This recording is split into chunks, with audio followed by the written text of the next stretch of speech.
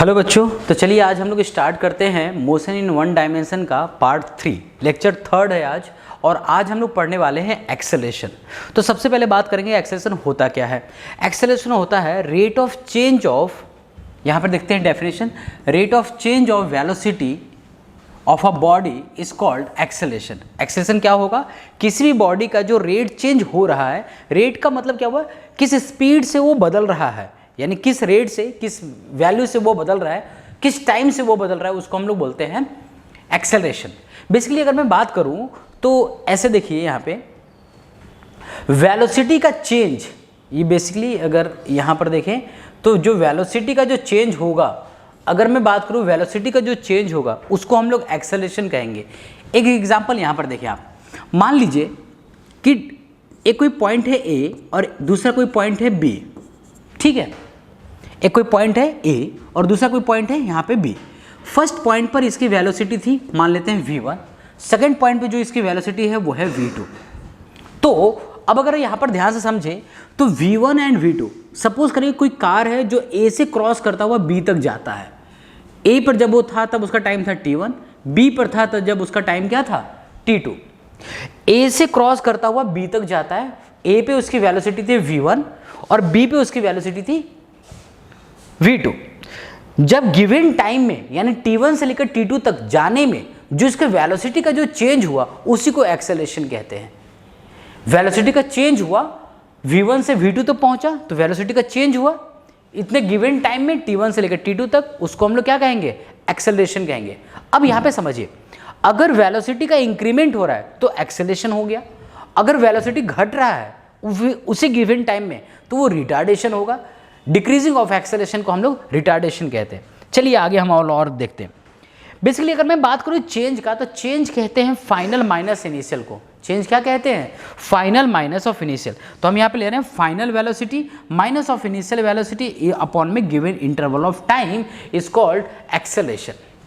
Final velocity के लिए हम लोग v इस्तेमाल करते हैं और इनिशियल स्पीड के लिए हम लोग u इस्तेमाल करते हैं, यानी वेलोसिटी उसके लिए हम लोग u इस्तेमाल करते हैं। तो ये था आपका एक्सेलरेशन, ठीक। एक्सेलरेशन किन किन चीज़ों पे डिपेंड करता है, कैसे कैसे एक्सेलरेशन का कंडीशन बन सकती है, तो आइए एक एक करके सारे पार्ट देखते हैं यहाँ पे। Next, there are 3 possible way by which change in velocity में अकर। तीन देखिए, जहां पे वेलोसिटी चेंज होगा वहां पे अगर मैं बात करूं एक्सेलरेशन का कुछ कुछ वैल्यू होता चला जाएगा। कैसे, देखिए यहाँ पे, जैसे अगर मैं मान लूं कि सपोज करें किसी वेलोसिटी का केवल डायरेक्शन बदल रहा है, मान लेते हैं किसी वेलोसिटी का केवल डायरेक्शन बदल रहा है, क्योंकि आप जानते हैं वेलोसिटी के अंदर में क्या होता है, वेलोसिटी के अंदर में मैग्नीट्यूड भी होगा और डायरेक्शन भी होगा। तो केवल अगर मैग्नीट्यूड बदल रहा है, केवल डायरेक्शन बदल रहा है और मैग्नीट्यूड कांस्टेंट है, इस कंडीशन में एक्सेलरेशन क्या होता है, इस कंडीशन पे एक्सेलरेशन जो होगा वो परपेंडिकुलर टू द वेलोसिटी होगा। इस कंडीशन में एक्सेलरेशन क्या होगा, परपेंडिकुलर टू द वेलोसिटी होगा। कैसे, आइए समझते हैं। देखिए सबसे पहले तो हमने यहाँ पे एक शेप ले लिया, सपोज करें कि यहाँ पे एक सर्कल ले लिया, और अगर मान लीजिए एक यूनिफॉर्म सर्कुलर मोशन है, मतलब इसका रेडियस ना बढ़ रहा है ना घट रहा है, कांस्टेंट है रेडियस, उस जगह पे अगर मैं बात करूँ तो यहाँ पे दो एक्सेलरेशन लगता है। एक जो लगता है उसको टेंजेंशियल एक्सेलरेशन कहते हैं और एक जो होता है वो सेंट्रीपिटल एक्सेलरेशन या फिर रेडियल एक्सेलरेशन कहते हैं। अगर टेंजेंशियल एक्सेलरेशन कांस्टेंट है, इसका मतलब मैग्नीट्यूड कांस्टेंट है। वेलोसिटी का क्या कांस्टेंट है बेटा, मैग्नीट्यूड कांस्टेंट है। वेलोसिटी का मैग्नीट्यूड कांस्टेंट है। और क्या बदल रहा है इसका, सिर्फ डायरेक्शन। तो ओनली इस कंडीशन में देखिए, यहां पे हमने बात करी थी कि ओनली डायरेक्शन चेंजेस। अगर केवल डायरेक्शन बदल रहा है, केवल डायरेक्शन बदल रहा है, इसका मतलब मैग्नीट्यूड कांस्टेंट है। उस कंडीशन पे अगर मैग्नीट्यूड कांस्टेंट है, मतलब ये सर्कल फिक्स है, जिस रेडियस से घूम रहा है उसी रेडियस से घूमेगा। मैग्नीट्यूड बढ़ेगा घटेगा तो रेडियस छोटा कम ज़्यादा होगा। तो यहाँ पे 2 एक्सेलरेशन होता है, एक टेंजेंशियल और एक रेडियल। टेंजेंशियल एक्सेलरेशन में कुछ इंक्रीमेंट नहीं हो रहा है क्योंकि मैग्नीट्यूड ही टेंजेंशियल बताता है। और क्या बढ़ घट रहा है, क्या अब जो हमेशा चेंज होता रहा है उसका डायरेक्शन, और ये जो डायरेक्शन चेंज होता है उसी से आता है रेडियल एक्सेलरेशन। डायरेक्शन चेंज होता है वेलोसिटी का तो उससे कौन सा एक्सेलरेशन आता है, रेडियल एक्सेलरेशन। तो यहाँ पे हम लोग बात कर रहे थे यहाँ पे हम लोग जो बात कर रहे थे वो था कि अगर केवल डायरेक्शन चेंज हो रहा है तब इस कंडीशन में यूनिफॉर्म सर्कुलर मोशन की कंडीशन होगी। अब ये चीज़ हमेशा ध्यान रखिएगा, पूरे फिजिक्स के अंदर में क्या होता है कि अगर आपको मैग्नीट्यूड बदलना है तो अलोंग द डायरेक्शन फोर्स होना चाहिए। कैसे समझाता हूँ, जैसे सपोज करो कि आप ऐसे सीधे चल रहे हो और किसी ने पीछे से धक्का दे दिया तो आपका मैग्नीट्यूड बदल जाएगा, मतलब आप धीरे धीरे चलो तो फिर तेज चलने लगेंगे तो आपका मैग्नीट्यूड बदल जाएगा। लेकिन अगर आपको डायरेक्शन बदलना है तो आपके परपेंडिकुलर से किसी को फोर्स लगाना चाहिए। जैसे सपोज करें कि कोई सामने से फोर्स लगाया तो आप ऐसे घूम जाओगे, जैसे आप चल रहे हो और किसी ने सामने से फोर्स लगाया तो आप घूम जाओगे, आपका मैग्नीट्यूड नहीं बदलेगा, आप क्या बदलेगा, सिर्फ डायरेक्शन बदलेगा। तो अगर केवल डायरेक्शन बदल रहा है, यहाँ पे केवल क्या बदल रहा है, डायरेक्शन चेंज हो रहा है, तो मैग्नीट्यूड कांस्टेंट है। यहाँ पे सेकंड वाला एग्जांपल देखते हैं, सेकंड वाला केस देखते हैं। व्हेन ओनली मैग्नीट्यूड चेंजेस, अगर केवल मैग्नीट्यूड चेंज हो रहा है तो जाहिर सी बात है यहाँ पे हम लोग क्या कौन सी कंडीशन ले रहे हैं, डायरेक्शन कांस्टेंट है। तो ये कौन सा एग्जांपल कहता है, मोशन अंडर ग्रेविटी होती है। कैसे, मान लीजिए किसी हाइट से आप किसी चीज़ को ड्रॉप कर रहे हो, किसी हाइट से किसी चीज़ को आप ड्रॉप कर रहे हैं तो उसका जो डायरेक्शन है वो तो कांस्टेंट है, इसी डायरेक्शन में जा रहा है थ्रू आउट, जब तक वो नीचे ना गिर जाए। लेकिन उसका क्या है जो बदल रहा है, लगातार मैग्नीट्यूड बदलता जा रहा है, फिर भी एक्सेलरेशन कांस्टेंट है। मैग्नीट्यूड बदल रहा है फिर भी एक्सेलरेशन क्या रहेगा, कांस्टेंट, क्योंकि इक्वल रेट से चेंज हो रहा है। ठीक है, तो यहाँ पे मैंने आपको बताया कि अगर केवल मैग्नीट्यूड बदल रहा है तो आपको पता है कि एक्सेलरेशन क्या होगा, या तो पैरेलल या फिर anti parallel of the velocity होगा। अगर मैग्नीट्यूड बदल रहा है तो वेलोसिटी के अलोंग होगा या अपोजिट होगा। कैसे, अगर आप बॉल को ड्रॉप कर दो तो वेलोसिटी भी नीचे, मैग्नीट्यूड जो नीचे आ रहा है वो लगातार बढ़ता जा रहा है और एक्सेलरेशन भी नीचे। और अगर आप बॉल को ऊपर थ्रो कर दो तो उसका जो एक्सेलरेशन का डायरेक्शन है वो जो नीचे है और वो ऊपर जा रहा है, यानी रिटार्डेशन हो रहा है, यानी घट रहा है, तो एंटी पैरेलल होगा। तो मैग्नीट्यूड अगर घट बढ़ रहा है तो एक्सेलरेशन पैरेलल या एंटी पैरेलल हो सकता है।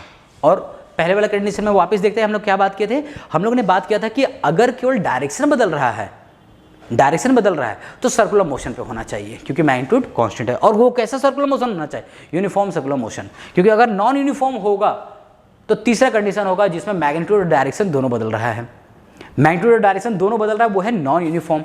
कैसे, अब मान लीजिए कि किसी आप स्टोन ले लीजिए और एक पत्थर को आप बांध दीजिए स्ट्रिंग से और उसको गोल गोल घुमाइए, तो उसका धीरे धीरे क्या होगा, उसका रेडियस धीरे धीरे बड़ा होता जाएगा। जब रेडियस जब तक धीरे धीरे बड़ा हो रहा है उस कंडीशन में क्या हो रहा है, उस कंडीशन में आपका उसका मैग्नीट्यूड भी बदल रहा है, तभी रेडियस बढ़ रहा है और उसका डायरेक्शन तो लगातार बदल ही रहा है। तो इस कंडीशन में नॉन यूनिफॉर्म सर्कुलर मोशन होगा जहां पे मैग्नीट्यूड और डायरेक्शन दोनों बदल रहा है। ठीक है, तो तीन कंडीशन को आपको ध्यान रखना है। ठीक, नेक्स्ट आगे बात करते हैं एवरेज एक्सेलरेशन। अब देखिए यहाँ पे बहुत इंपॉर्टेंट पार्ट आ रहा है यहाँ पे, एवरेज एक्सेलरेशन। मैंने आपको बताया था कि जब भी एवरेज टर्म कहीं पे भी आए, जैसे average velocity, average speed, average acceleration जो यहाँ पे है, जहाँ भी एवरेज आएगा वहाँ पे टोटल शब्द जुड़ जाता है। यानी कि हम क्या बोलेंगे, total change in velocity upon में टोटल चेंज इन टाइम। यानी गिवन इंटरवल ऑफ टाइम में आप कितना डिस्प्लेस कर चुके हैं या कितना आपका वेलोसिटी रहा है, वो आपको क्या कहलाएगा, एवरेज एक्सेलरेशन। यानी कि यहाँ पे आ रहा है total change in velocity upon में टोटल चेंज इन टाइम। अब चूंकि एक्सेलरेशन जो है वो वेक्टर क्वांटिटी है तो इसकी वैल्यू जीरो भी हो सकती है, पॉजिटिव भी हो सकती है, नेगेटिव भी हो सकती है। ये डिपेंड करता है चेंज इन वेलोसिटी पे। अगर वेलोसिटी बढ़ रही है तो एक्सेलरेशन होगा, पॉजिटिव होगा, और अगर घट रही है मतलब वेलोसिटी घट रहा है मतलब किस कंडीशन में होगा, जैसे मान लीजिए कोई ब्रेक मार रहा है तो धीरे धीरे उसकी वेलोसिटी घट रही है, मैग्नीट्यूड का वेलोसिटी का घट रहा है, तो उस कंडीशन में नेगेटिव होगा, और उस कंडीशन में एक्सेलरेशन रिटार्डेशन होगा मतलब नेगेटिव होगा। और जीरो कब होगा, जब वेलोसिटी चेंज नहीं हो रहा है, कांस्टेंट स्पीड से चल रहा है, डायरेक्शन सेम है बट उसका वेलोसिटी चेंज नहीं हो रहा है, तो उस कंडीशन में क्या होगा, जीरो होगा। इंस्टेंटेनियस एक्सेलरेशन, इंस्टेंटेनियस का मतलब क्या होता है, किसी इंस्टेंट ऑफ टाइम में निकालने के लिए। सपोज करें कि आप मान लीजिए ए पार्ट से बी पार्ट तक जा रहे हैं, ए से बी जा रहे हैं, सपोज करें कि आप ए से बी जा रहे हैं। अब जब आप सी को क्रॉस किए तो मैंने आपसे पूछा, सपोज करें कि टी इक्वल टू 0 से आप चल रहे हैं, टी इक्वल टू 5 सेकंड तक आप यहाँ पहुँच गए। मैंने आपसे पूछा जब आप टी बराबर 3 सेकंड पर थे तब आप कहाँ थे, तो आप बोलेंगे भैया सी पे थे। उस वक्त आपकी वेलोसिटी क्या होगी, तो हम बोलेंगे उसकी वेलोसिटी होगी मान लीजिए 2 मीटर पर सेकेंड। अब यहाँ पे एक बहुत इंटरेस्टिंग बात है, इंस्टेंटेनियस का मतलब था किसी इंस्टेंट ऑफ टाइम में निकालने के लिए, लेकिन जब आप किसी इंस्टेंट ऑफ टाइम पे पूछ रहे हैं तो इसका मतलब आप चेंज वेलोसिटी का चेंज करेंगे तभी आप किसी इंस्टेंट ऑफ टाइम पे निकालेंगे। मतलब मैं समझाता हूँ, एक्सेलरेशन बेसिकली होता है चेंज इन वेलोसिटी अपन में चेंज इन टाइम। कभी भी v/t होता ही नहीं है, चेंज होता है। चेंज का मतलब क्या, अब ये चेंज जो है वो एक पोजीशन से लेकर दूसरे पोजीशन का चेंज होना चाहिए। तो इसमें t बराबर 3 सेकंड में इसमें चेंज कहाँ हो रहा है, आप तो राइट टाइम पे पूछ रहे हैं, तो इसमें चेंज होता है। ये फैक्टर देखिए, डेल्टा t टेंड्स टू 0, मतलब t बराबर 3 सेकंड पे ले रहे हैं, तो आप यहां पर ध्यान से देखना, एक मैंने t1 ले लिया 3 सेकंड और दूसरा मैं t2 ले लिया हूं 3.0001 सेकंड, और 00 हो सकता और 001 सेकंड। अब इनका डिफरेंस क्या हुआ, t2 माइनस t1 का डिफरेंस लगभग 3 सेकंड के आसपास बोलेंगे। तो अब जो आपका आएगा वो 3 सेकंड का ही आया। अब जो आया वो कितना आया, 3 सेकंड का ही आ गया। मतलब इसी का मतलब होता है डेल्टा t टेंड्स टू 0, मतलब जो डिफरेंस आ रहा है वो लगभग, इनका डिफरेंस नेग्लिजिबल में आना चाहिए। मतलब यहाँ मैंने 3 सेकंड लिया और 3.00 सेकंड लिया, तो जो डिफरेंस आ रहा है वो लगभग उसी के बराबर है, यानी डिफरेंस तो 0 ही हो गया। 3 और 3 मान लीजिए, डिफरेंस कितना है, 0 ही आया, तो टेंड्स टू 0। हालांकि डिफरेंस आ रही है, डिफरेंस कितना आ रहा है 0.00001 का, बट वो नेग्लेक्टेड टू 0 है, इसलिए वो आ रहा है। यहाँ तक समझ आया क्या, ठीक। यहाँ पे एक और पार्ट कर सकते हैं, वो ये है एक्सेलरेशन का एक और पार्ट देख लीजिए। एक्सेलरेशन जो होता है वो होता है dv अपॉन में dt। अब dv क्या होता है भैया, स्मॉल चेंज को कहते हैं। एक होता है डेल्टा v अपॉन में डेल्टा t, ये थोड़ा सा बड़े चेंज को कहते हैं। मतलब t बराबर 1 सेकंड से लेकर t बराबर 2 सेकंड भी एक लार्ज चेंज है, उसके लिए डेल्टा आता है। लेकिन किसी भी इंस्टेंट ऑफ टाइम के लिए, इंस्टेंट ऑफ टाइम के लिए हम लोग dv लेते हैं, और dv वही dv है जो स्मॉल चेंज है ना, जो मैंने अभी आपको एग्जांपल बताया था कि 3 सेकंड और 3.0001 सेकंड, तो डिफरेंस लगभग 0 के बराबर हो गया। तो ऐसे कंडीशन में d आता है, वही d है, ये डिफरेंशिएटिव वाला d है, जो आप डिफरेंशिएट करके निकालते हैं वही d है, बट इस d का मतलब होता है small change in v upon में स्मॉल चेंज इन टाइम का है, ठीक है। अब यहाँ पे कुछ पॉइंट्स देखते हैं, यहाँ पर देखिए, यहाँ पे की पॉइंट्स रिगार्डिंग एक्सेलेरेशन। अच्छा, एक और चीज़ यहाँ पे, एक्सेलेरेशन जो है वो एक पार्ट लिख देता हूँ, dv अपॉन में dt भी होता है एक्सेलेरेशन, इसका एक और भी होता है d² अपॉन में dt², और एक और होता है v dv अपॉन में ds लिख देता हूँ मैं यहाँ पे। ये 3 फॉर्म होता है, एक ये और एक ये, 3 फॉर्म होता है एक्सेलेरेशन का। ये डबल डिफरेंशिएशन ऑफ पोजीशन का या फिर डिस्प्लेसमेंट का ले ले तो एक्सेलरेशन निकलेगा। अब ये होता है v dv अपॉन में ds का होता है, ये भी टर्म में होता है, ठीक है। अब इसके पार्ट को आपको ध्यान रख लीजिए, ये वाला भी। अच्छा, ये v अपॉन में dv अपॉन में ds कैसे आता है, तो इसको देखिए यहाँ पे, a जो है वो dv अपॉन में dt है, आपने क्या करा, dt अपॉन में ds कर दिया, ठीक है। तो आप यहाँ पे इसको ऐसे कर दीजिए।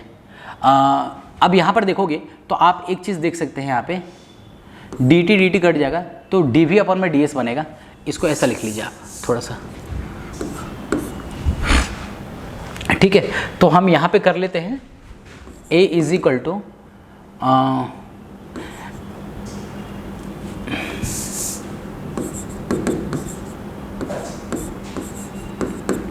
फिर मैंने ds और ds से मल्टीप्लाई कर दिया, तो क्या होगा। अब ये यहाँ पर देखिए, ds अपॉन में dt को v लिखेंगे, v dv अपॉन में ds हो जाएगा, ठीक है। ये आ गया पार्ट, क्लियर है यहाँ तक। चलिए, अब अगर हम यहाँ पे कुछ इंपॉर्टेंट पॉइंट्स देखें तो क्या क्या होगा। पहला point, a body falling down from a height और a body roll down on a smooth inclined plane has a uniform acceleration. उसका क्या रहेगा, एक यूनिफॉर्म एक्सेलरेशन रहेगा। क्लियर है क्या यहाँ पे। कब कब यूनिफॉर्म एक्सेलरेशन रहेगा, अगर किसी भी चीज़ को आप ड्रॉप कर रहे हैं under the influence of gravity, जब ड्रॉप कर रहे हैं तब एक्सेलरेशन कांस्टेंट होगा, या फिर स्मूथ इंक्लाइंड से आप स्लोप पे कोई फ्रिक्शन नहीं है तब उस जगह पे भी एक्सेलरेशन कांस्टेंट रहेगा। यानी यूनिफॉर्म रहेगा। Second point, if a car travelling along a straight road increases its speed bye unequal amount in equal interval of time, it has, क्या होगा उसका, नॉन यूनिफॉर्म एक्सेलरेशन होगा।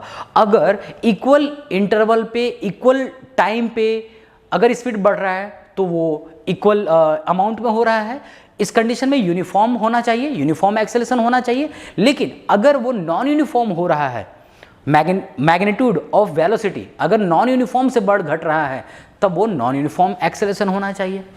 तीसरा condition, the acceleration is created by accelerator of the vehicle. आप किसी भी vehicle के अंदर में अगर मैं बात करें कि भाई उसका जो एक्सेलेटर ली जाती है, जो एक्सेलेटर होता है वही एक्सेलरेशन क्रिएट करता है। जैसे आप जब एक्सेलेटर लेते हैं तो उसकी मैग्नीट्यूड, वेलोसिटी का मैग्नीट्यूड बढ़ता है, इसका मतलब स्पीड बढ़ रहा है। तो उस कंडीशन में क्या हो रहा है, उस कंडीशन में आप एक्सेलरेट कर रहे हैं गाड़ी को, तो उसको एक्सेलरेशन कहते हैं। ठीक, आगे, if a particle accelerate for t1 time के लिए, और अगर आप एक्सेलरेशन चल रहे हैं a1 एंड अगर मान लीजिए कि आप t2 टाइम के लिए चल रहे हैं, एक्सेलरेशन उसका a2 है, देन एवरेज वेलोसिटी क्या होगा। बहुत सिंपल है, बहुत ज़्यादा सिंपल है। अब यहाँ पे समझिए, मान लीजिए कि इस कंडीशन को आप देखें, यहाँ पे रहा a और यहाँ पे रहा b। मान लीजिए कि फर्स्ट हाफ तक आप चलते हैं t1 टाइम के लिए a1 से, सेकेंड के लिए आप चल रहे हैं, सेकेंड चल रहे हैं आप t2 टाइम के लिए a2 से। तो अगर मैं एवरेज निकालूंगा तो टोटल वेलोसिटी हो गया यहाँ पे v1, यहाँ पे टोटल वेलोसिटी हो गया v2, टोटल टाइम हो गया t1 t2, यानी एवरेज निकालेंगे तो क्या होगा, v1 प्लस v2 अपॉन में टोटल टाइम कितना, t1 प्लस t2। लेकिन जो v1 प्लस v1 है उसको क्या लिखेंगे, a1 t1, तो यहीं पे लिखा हुआ है a1 t1 plus a2 t2 upon में t1 प्लस t2। क्लियर है, यहाँ पे देखेंगे। Acceleration can also be written like that, ये मैंने अभी आपको अभी जस्ट बात करी इस पर, तो ये वाला तो पार्ट हो ही गया। चलिए आगे चलते हैं। यहाँ पे एक क्वेश्चन आ रहा है, क्वेश्चन करना है अब आपको। A car start from rest attend a velocity 18 kilometre per hour with an acceleration of 0.5 metre per second square, travel 4 kilometre with a uniform velocity and then comes to halt with a uniform retardation of 0.4, calculate the total time taken. ध्यान से सुनेंगे question क्या दे रखा है, एक बार सुनेंगे question क्या है। मान लीजिए कि एक कार से चल रहे हैं, ए से चले बी तक, लेकिन ए से बी तक चले तो आपने स्टार्ट किया u इजिकल टू 0 से, बिकॉज ये बोला हुआ है रेस से स्टार्ट कर रहे हैं, इसका मतलब u इजिकल टू 0 से स्टार्ट हुए। अटेंड बी तक जब आप पहुंचे तब उसकी वेलोसिटी हो गई 18 किलोमीटर पर आवर। मैं इसको मीटर पर सेकेंड में चेंज कर लेता हूँ, वो आ गया 5 मीटर पर सेकेंड। आप जानते हैं 18/5 से मल्टीप्लाई करेंगे तो कितना आ जाएगा, 5 मीटर पर सेकेंड। कन्वर्ट कर लिया। ए से बी तक गए तो कितना टाइम लिया आपको 5 मीटर पर सेकेंड ट्रैवल करने में, मतलब 5 metre per second velocity achieve करने में कितना टाइम लगा। आपका एक्सेलरेशन दे रखा था कितना, 0.5 मीटर पर सेकेंड स्क्वायर। तो अब यहाँ पे मुझे टाइम निकालना, तो अब हम जानते हैं कि एक्सेलरेशन क्या होता है, डेल्टा वी अपॉन में डेल्टा टी। तो ये अगर मैं बात करूँ v माइनस यू अपॉन में टी होगा, तो u तो आपका 0 ही है और v कितना है 5 बटे 0.5 यानी 0.5 यहाँ से करेंगे तो ये आएगा 10 सेकेंड। ठीक, तो पहला हमारे पास आ गया कि a से b गए, तो a से स्टार्ट किए थे और b तक पहुँचे। जब आप b तक पहुँचे तब आपकी गाड़ी का स्पीड 5 मीटर पर सेकेंड हो गया था। तो कितना टाइम लगा आपको 0 से 5 मीटर पर सेकेंड अचीव करने में आपके कार को, तो उसका टाइम था आपका 10 सेकेंड। अब दूसरे पार्ट में बोल रहा है कि 4 किलोमीटर चलता है यूनिफॉर्म वेलोसिटी से, मतलब उसकी वेलोसिटी चेंज नहीं हुई। अब इसके बाद B से C तक जाता है, ध्यान से सुनिएगा, B से C तक जाता है। B से C तक जाता है तो 4 किलोमीटर ट्रैवल किया, लेकिन B से C में यूनिफॉर्म वेलोसिटी है, मतलब एक्सेलरेशन शुड बी 0, क्योंकि एक्सेलरेशन बदल नहीं रहा है। आपका टाइम पूछा हुआ है, तो टाइम कितना होगा। अब टाइम के लिए हम लोग यहाँ पे बात करें तो हम जानते हैं कि S is equal to V upon में T होता है, V इंटू टी होता है, V इंटू टी होता है ना। तो अब मुझसे क्या पूछा होता है, T पूछा होता है, तो S बाई V कर देते हैं, सिंपल। S कितना है 4 किलोमीटर है, इसको मीटर में ले लीजिए तो 4000 मीटर हो गया, डिवाइडेड बाई V कितना था, V वही 5 मीटर पर सेकेंड, तो ये हो गया 800 सेकेंड, यानी दूसरा टाइम कितना आ गया, 800 सेकेंड आ गया। दूसरा टाइम कितना आ रहा है, 800 सेकेंड। यानी पहला टाइम ए से बी तक आप गए थे तो आपका T1 आ गया था 10 सेकेंड। बी से सी गए तब आपका आ गया 800 सेकेंड।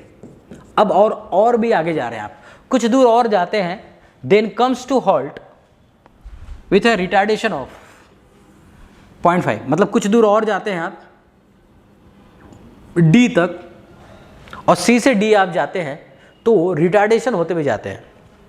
फिर से वही कॉन्सेप्ट में रिटार्डेशन हो रहा है, तो उसकी यहाँ की स्पीड तो आपको 5 दे ही रखी थी, क्योंकि यहाँ पे स्पीड इसकी कितनी थी, 5, और थ्रू आउट 5 ही चल रहा था, तो 5 से यहाँ पे क्या 0 हो गया।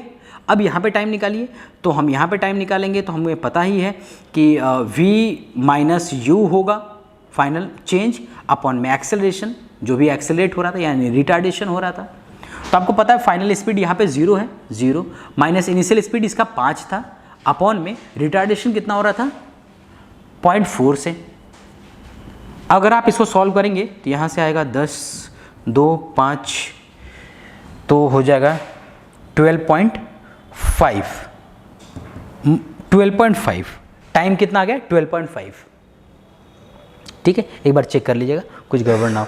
तो अभी आपके पास टोटल टाइम आ गया 12.5 यहाँ पे आ गया। तो पहले का टाइम था 10 सेकेंड, दूसरे का था 800, अब ये था, टोटल टाइम जोड़ देंगे तो कितना होगा 822.5। ये इसका फाइनल आंसर है। ठीक है, next question, acceleration of A particle changes when. क्या होगा, एक्सेलरेशन कब चेंज होगा, जब क्या चेंज कर देंगे, केवल वेलोसिटी या स्पीड, दोनों चीज़। तो क्या चेंज करेंगे भैया, दोनों चेंज कर दीजिएगा, चलेगा। यहाँ पे केवल मैग्नीट्यूड करेंगे तो भी, डायरेक्शन करेंगे तो भी, तब भी चेंज हो जाता है। नेक्स्ट आगे बात करेंगे, if a particle moves with an acceleration then which of the following can remains constant. क्या है जो कांस्टेंट रहेगा, तो उसका स्पीड जो है, ओनली द स्पीड जो है वो कांस्टेंट रहने वाला है। ठीक है, नेक्स्ट आगे, the average velocity of a body moving with a uniform acceleration travelling a distance of इतना। ये डिस्टेंस है, तो आप यहाँ पे डिस्टेंस लिख लीजिए। सॉल्यूशन की अगर मैं बात करूँ, यहाँ पे हम डिस्टेंस ले लेते हैं, डी कितना है भैया 3.06, और कितने एक्सेलरेशन से चल रहा है, यूनिफॉर्म एक्सेलरेशन। एवरेज वेलोसिटी कितना दे रखा है 0.34 मीटर पर सेकेंड। ठीक है, एवरेज वेलोसिटी दे रखा है। अब यहाँ से टाइम निकालिए, आप टाइम निकाल लीजिए। टाइम कितना होगा यहाँ से अगर मैं निकालूंगा, तो हमें पता ना एवरेज वेलोसिटी, ऐसे एवरेज वेलोसिटी जो होगा, वेलोसिटी जो होगी वो होता है टोटल डिस्टेंस या टोटल डिस्प्लेसमेंट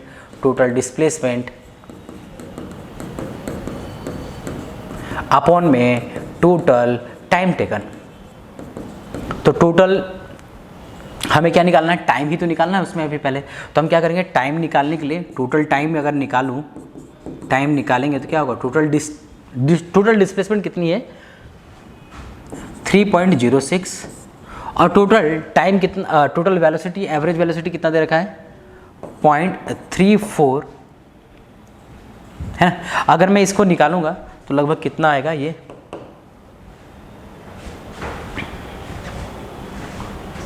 तो यहाँ पे इसको करते हैं, इसको सॉल्व, देखते हैं कितना आ रहा है।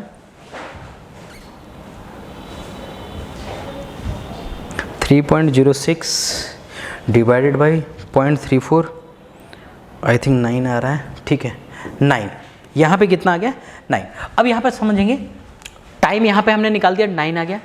अब यहाँ पर देखिए, इसमें पूछा change in velocity if a body is 0.018 metre per second, then during this time the uniform acceleration is.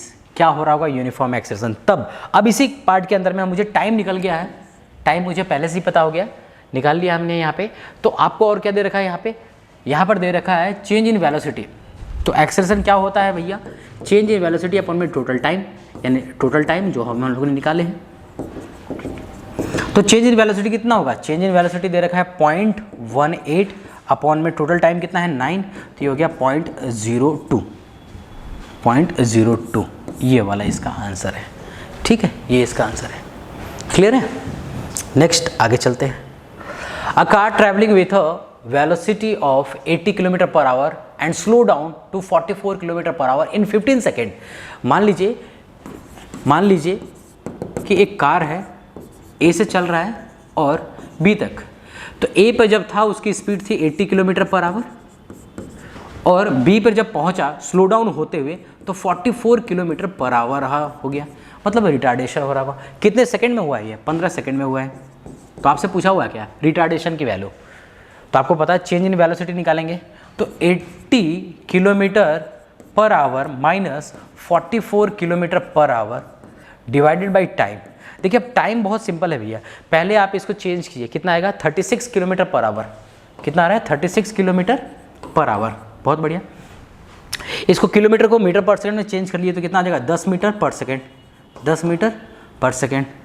ठीक है, 5/18 से मल्टीप्लाई कर दिया, डिवाइडेड बाई टाइम। टाइम कितना था? टाइम कितना था 15 सेकेंड। अगर मैं यहाँ से बात करूँ तो कितना आ जाएगा 2/3 यानी 0.67, ये इसका आंसर है। ठीक है, तो ये बहुत इजी सा क्वेश्चन है, बस आपको प्रैक्टिस आनी चाहिए।